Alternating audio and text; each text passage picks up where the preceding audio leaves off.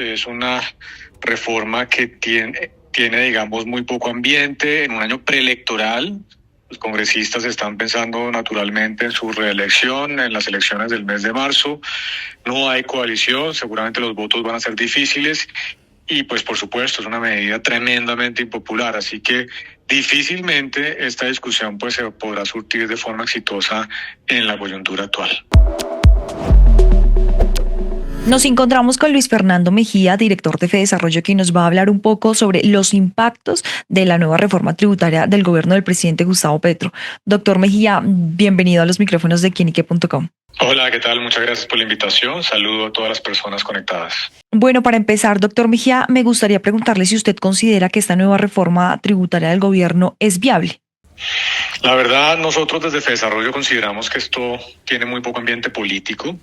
Recordemos que es una reforma muy ambiciosa, 26 billones de pesos, es equivalente a lo que se había hablado de la reforma tributaria del inicio del gobierno en el 2022, en donde las condiciones eran distintas, había una coalición de gobierno, era un gobierno que tenía capital político.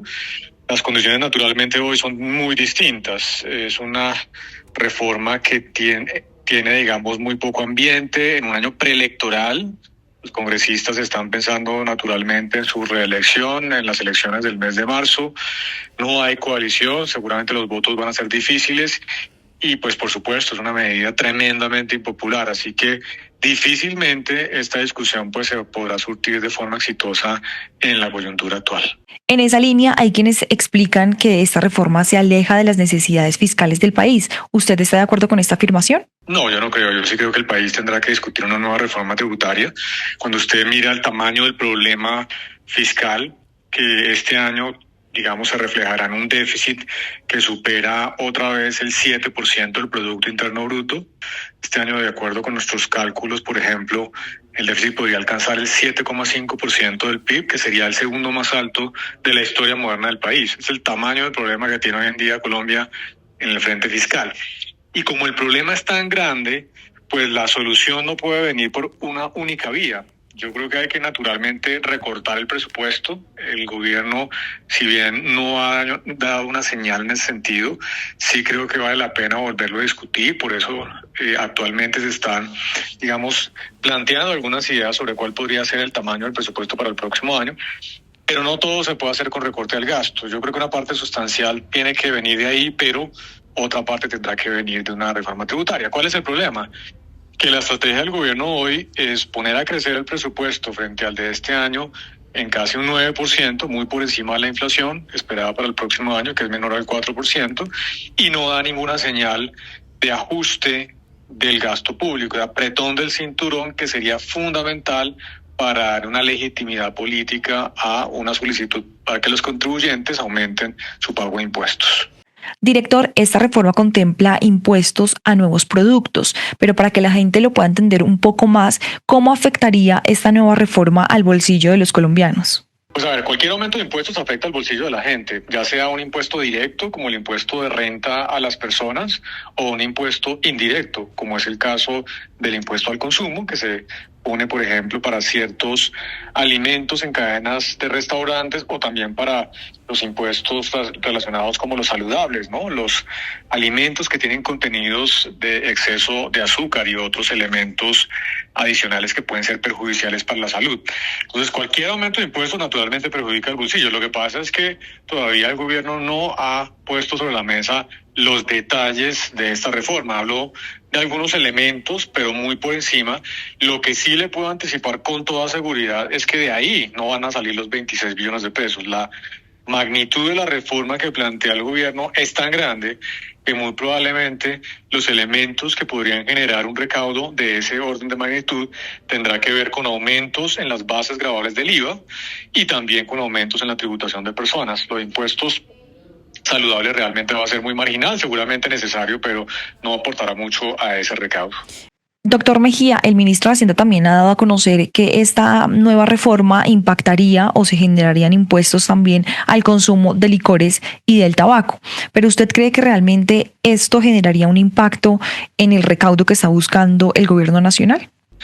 Tampoco lo veo realmente por el lado, digamos, de los impuestos a los licores, el tabaco y demás, seguramente se puede hacer algo marginal, pero de ahí ratifico, no va a estar el grueso del recaudo, en donde probablemente el país podría encontrar mayores recursos a través de una ampliación de las bases gravables del impuesto de renta a las personas, es decir, que más personas empiecen a pagar impuesto de renta.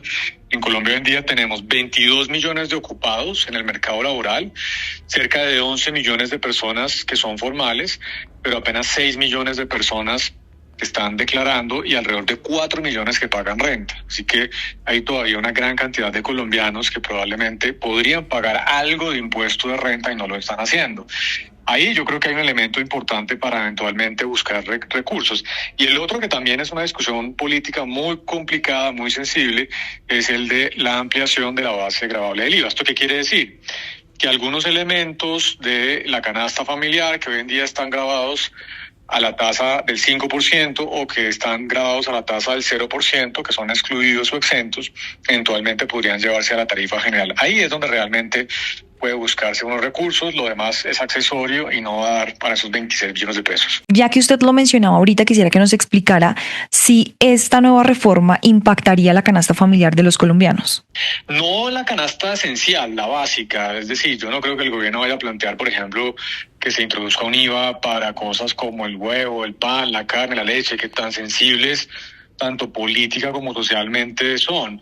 Seguramente los elementos básicos, esenciales, los alimentos de la canasta familiar quedarían por fuera, pero es que no todos los bienes que están hoy en día exentos o grabados al 5 hacen parte de la canasta básica familiar. Por ejemplo, las apuestas en línea hoy en día tienen una tarifa del IVA inferior a la tarifa de las apuestas físicas. Ese es un elemento que naturalmente se puede revisar, así que no todo tiene que ver y obviamente con los temas que son sensibles que seguramente no se van a tocar. Y ya para finalizar, doctor Mejía, analistas económicos le han pedido al gobierno nacional reconsiderar el monto del presupuesto general. ¿Usted está de acuerdo con ellos? Completamente. Mire, el propio gobierno lo había dicho en la publicación del marco fiscal de mediano plazo en el mes de junio. ¿Qué es ese marco fiscal? Es la hoja de ruta del gobierno en materia de las finanzas públicas para los próximos 10 años. En ese documento el gobierno dijo dos cosas muy importantes. La primera, reconoció la gravedad de la situación fiscal y dijo que el país tendrá que recortar el gasto público y aumentar sus impuestos, aumentar su recaudo tributario. Ese fue el primer elemento de la estrategia que se plantea en ese marco fiscal. Pero lo segundo que dijo es que el presupuesto del gobierno nacional debería aumentar únicamente con la inflación. ¿Cuál es la inflación esperada para el próximo año? Inferior al 4%. ¿Cuánto es el crecimiento que le ha planteado el gobierno nacional al Congreso en este presupuesto?